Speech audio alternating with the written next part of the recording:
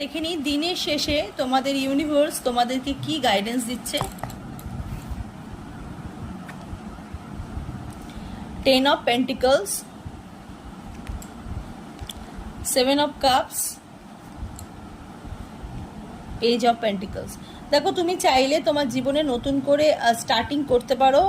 মানে মানি ম্যাটার জাতীয় সমস্যার সমাধান আমি এখানে দেখতে পাচ্ছি। আনএক্সপেক্টেড মানি দেখতে পাচ্ছি। ফ্যামিলির প্রচুর ব্লেসিং আমি দেখতে পাচ্ছি। ইউনিভার্সের সাথে তোমার ফ্যামিলি অনেক তোমাকে সাথ দিচ্ছে।